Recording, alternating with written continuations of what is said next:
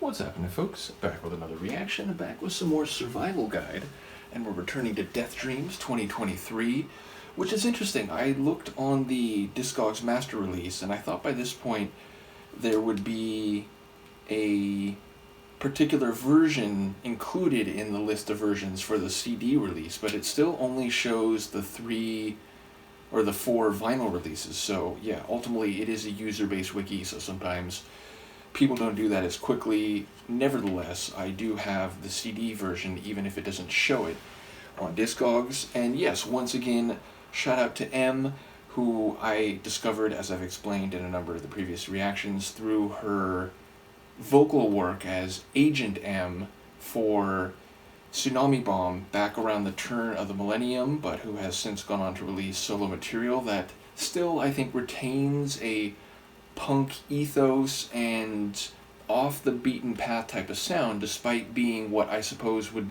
most generally be called synthpop. So yes, ultimately I am enjoying this journey. I'm trying to get back to it a bit more regularly. There's still 4 additional tracks after the one we're going to listen to right now, which is amusingly called Wordswordswords, all written as one word.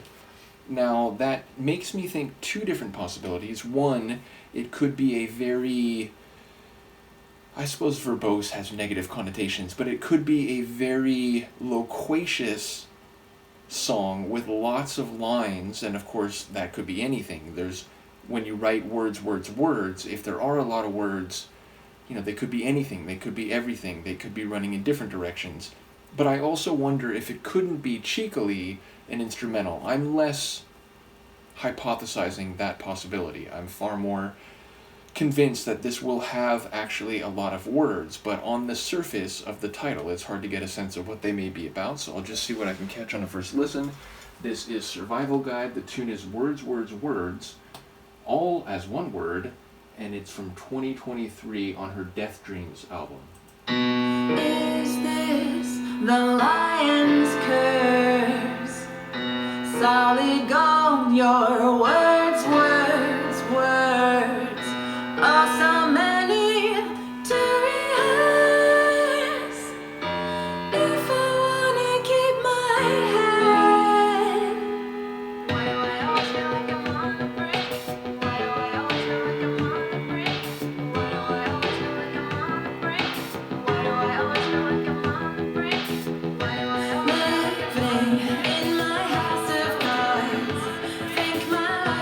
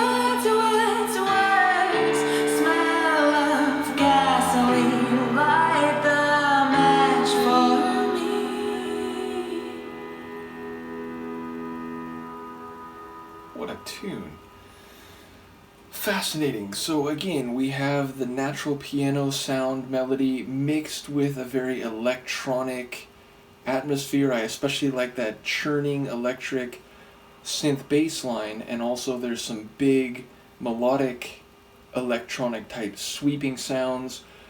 And I love the, again, echoed vocals, which feels like that's been one of the staples of the album. So there's a very cavernous, echoic type of atmosphere, not only on this tune, but going through the album as a whole.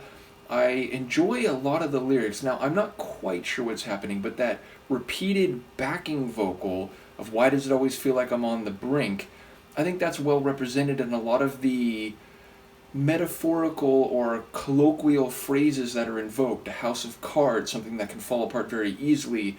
Being on shaky ground, something where you're not planted, you don't have security, and you might fall away or tumble down if environment around you breaks down.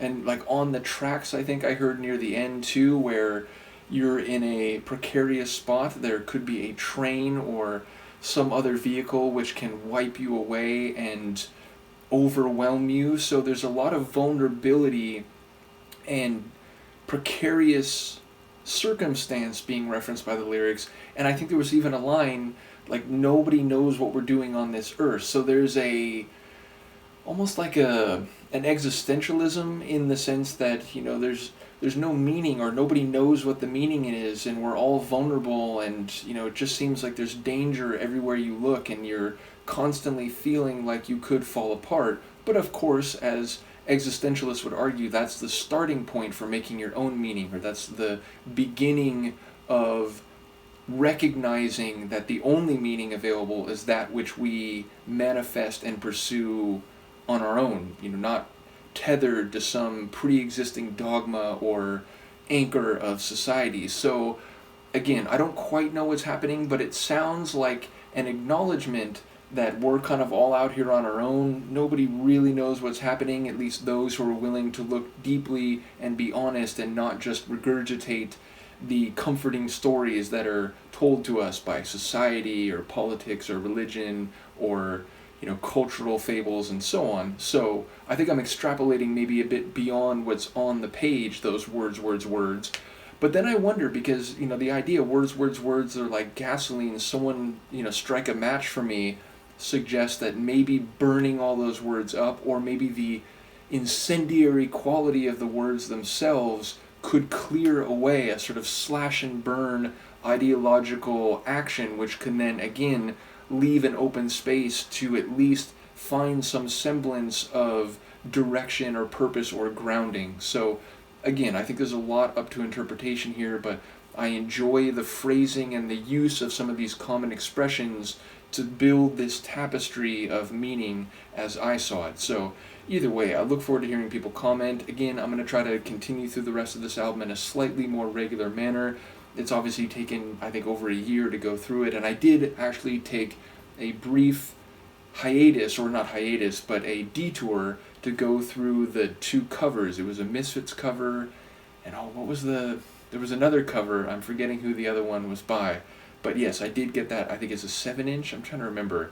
It's certainly not a 12-inch record. It was definitely smaller, so either 10-inch or 7-inch. But yes, so I think I've done probably 9 now Survival Guide reactions. I think I've loved every single one, so I'm looking forward to the remaining tunes. When we come back next time, it will be Fight Me, which sounds like a bit of a challenge. It sounds like a gauntlet thrown down to another, but of course there could be purpose behind that is less combative, or at least contextualized in ways that might be insecure or feeling vulnerable again. So it sounds like it's a very direct challenge, but there might be more to it than that, of course. So I look forward to that. Once again, shout out to M, who not only has made great music and provided very compelling vocals, but did include a note in both it was in that 7-inch or like 10-inch record that I got, one of the singles.